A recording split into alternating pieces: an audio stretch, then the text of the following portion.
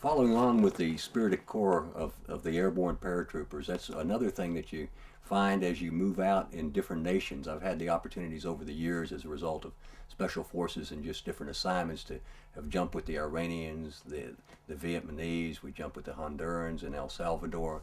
And each country, the paratroopers have the same bond and connection. I mean, the other armies don't necessarily, a soldier is not a soldier to one, but an airborne trooper is always an airborne trooper.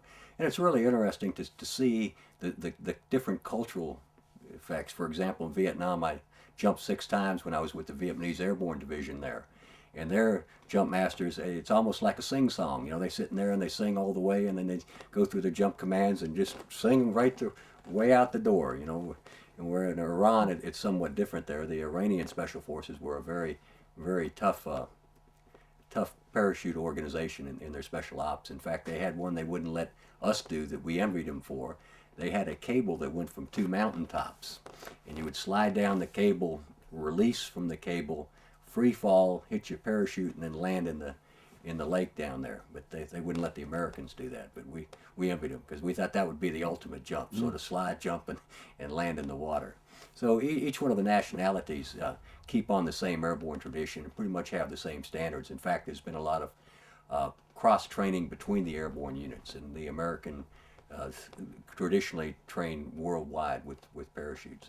And with the Gold Knights and the jump teams now, they're world-class acts, and the new parachutes they have nowadays are just absolutely phenomenal. Their wings, where they fly them, and you've watched that go all the way from the T-10 in the early days to the wings now, and you've watched the technologies come in, where before you really have to pull down hard on your risers, and now they have toggles and cutouts and everything. So it's evolved quite a bit, and it's become a lot safer when everyone's trained. The problem is if you give a plane load of untrained people maneuverable chutes, they can do themselves more harm than good.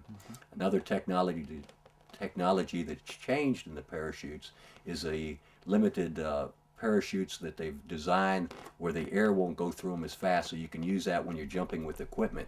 That actually slows you down, or if you're jumping at high altitudes like they would be doing in Afghanistan today. Those parachutes, because of the thin air, are designed differently. So the technologies have continued to go. That's interesting.